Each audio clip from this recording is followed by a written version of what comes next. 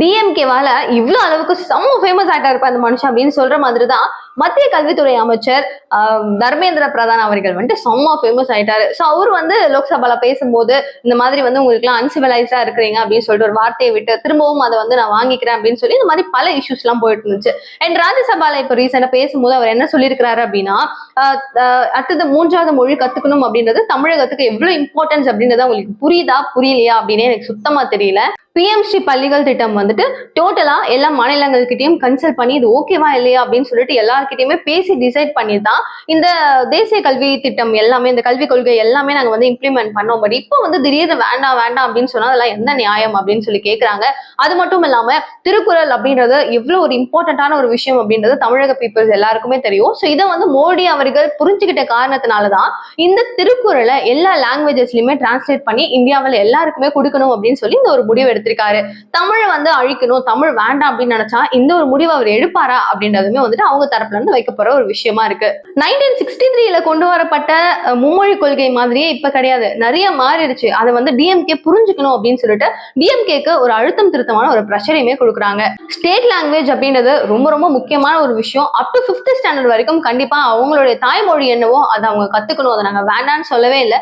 தமிழ் மக்களுக்கும் அதேதான். தமிழ் மொழியையோ இல்ல தமிழ் மக்களையோ நாங்க எப்பவுமே அவமானப்படுத்தணும் இல்லைன்னா அவங்கள குறைச்சு பேசணும் அப்படின்லாம் கிடையாது. அவங்களுடைய மொழி அவங்களுக்கு இம்பார்ட்டன்ட் தான். நீங்க அந்த மாதிரி நாங்க வந்து ஜஸ்ட் ஒரு 3rd லாங்குவேஜ் கத்துக்கிட்டா பெட்டரா இருக்கும் அப்படின்னு சொல்லி சொல்றமே தவிர நீங்க அதை ரொம்ப பெருசா ஏன் யோசிக்கிறீங்க அப்படின்ற மாதிரியும் சொல்லியிருக்காங்க. நான் ஏதாவது தப்பா பேசியிருந்தா 100 தடவை கூட மன்னிப்பு கேட்கறதுக்கு ரெடியா இருக்கேன் அப்படின்னு சொன்ன அவரு பக்கத்துல இருக்கிற ஆந்திரா ஸ்டேட்ஸை யோசிச்சு பாருங்க, 10 லாங்குவேஜ் கூட கொண்டு வரதுக்கு ரெடியா இருக்கேன் அப்படின்னு சொல்லிட்டு நாயுடு சொல்றாரு. அந்த மாதிரி ஒரு ஸ்டேட்டும் ஒரு ஸ்டேஜ்ல டெவலப் ஆகி போயிட்டு இருக்கும் போது நீங்க ஏன் வேண்டாம்னு சொல்றீங்க? ஒரு 1500 ஸ்கூல்ஸ் இருக்கும் போது மைனாரிட்டி குரூப்பா எடுத்துக்கிட்டா ஒரு 900 ஸ்கூல்ஸ்ல பாத்தீங்க அப்படின்னா மும்மொழி கொள்கைகள் இருக்கு. மீதம் நிறைய பேரே வந்துட்டு எங்களுக்கு தமிழ் வேண்டாம் அப்படின்னு சொல்லி அவாய்ட் பண்ணி நெக்ஸ்ட் வந்து ஒரு ஸ்டேட்டுக்கும் போறவங்களும் இருக்காங்க. அண்ட் 3வது லாங்குவேஜ் தமிழ் கூட சேர்த்து கத்துக்கிறவங்களும் இருக்காங்க. ஆனாலும் முன்னாடி ரேஷியோ பார்க்கும்போது தமிழ் கத்துக்கிறவங்களோட எண்ணிக்கை கொஞ்சம் குறையுதோன்னு தோணுது அப்படின்ற மாதிரியும் அவர் வந்து ஒரு குற்றச்சாட்டா வச்சிருக்காரு. நாமக்கல்ல ஒரு பொண்ணை பார்க்கும் போது எனக்கு 3வது மொழியை கத்துக்கணும்னு ஆசையா தான் இருக்கு அப்படின்னு சொல்லிட்டு அந்த பொண்ணு சொன்னதாகவும், நிறைய பேர் ஆர்வமா இருக்கும் போது நீங்க ஏன் கெடுக்குறீங்க அப்படின்னு சொல்லிட்டு அவர் சொல்றாரு. அது மட்டும் இல்லாம அதுதாங்க புதிய தமிழகம், அதை உருவாக்கணும். இந்தியாவுடைய ஒரு டோட்டல் ஹிஸ்டரியே வந்து நீங்க ரொம்ப பெருமிதமா அப்பா இப்படி இருக்கே அப்படின்னு சொல்லி சந்தோஷப்படாம இன்னும் நாங்க தனியா இருப்போம், ஒரு தனி உலகத்துல இருப்போம் அப்படின்னு சொல்லி டிஎம்கே சொல்றதுலாம் சரியில்லை. என்ன நீங்க முட்டாள் அப்படின்னு சொல்றதுக்கும் நீங்க சொன்னீங்கனாலும் அது வந்து உண்மையாக போறது இல்ல, மக்களுக்கும் தெரியும் அந்த விஷயம் அப்படின்லாம் சொல்லிட்டு நீங்க வந்து மும்மொழி கொள்கையை ஒத்துக்கோங்க, நாங்க யாரும் திணிக்கல, ஒரு நெக்ஸ்ட் வந்து அவங்க கன்னடாவோ இல்ல மலையாளமோ எது வேணா கத்துக்கட்டுமே அப்படின்னு சொல்லி சொல்றாரு. பட் எனக்கு வந்து ஒரு குட்டியா ஒரு டவுட், எனக்குன்றத தாண்டி நிறைய மக்களுக்கு இருக்கிற ஒரு விஷயம் என்னன்னா, மும்மொழி கொள்கையில ஹிந்தி வந்து திணிக்கப்படுது அப்படின்னு சொல்லிட்டு மெஜாரிட்டி பர்சன்ட் சொல்ற விஷயத்துல ஹிந்தி மட்டுமா நாங்க படிக்க சொல்றோம், மலையாளம் கத்துக்கோங்க, தெலுங்கு கத்துக்கோங்க, ஹிந்தி கத்துக்கோங்க, கன்னடம் கத்துக்கோங்க, என்ன வேணா கத்துக்கோங்க அப்படிங்கிறாங்க. ஒரு கவர்மெண்ட் ஸ்கூல்ல தான் அது வந்து இம்ப்ளிமெண்ட் பண்ணப்படும். ஸோ ஏதோ ஒரு கிராமத்துல இருக்கிற ஒரு கவர்மெண்ட் ஸ்கூல்ல ஒரு கன்னடம் கத்துக்கணும் அப்படின்னு நினைச்சா எங்க இருந்து ஹையர் பண்ணுவாங்கன்றது பிக்கஸ்ட் ஒரு கொஸ்டினா இருக்கு.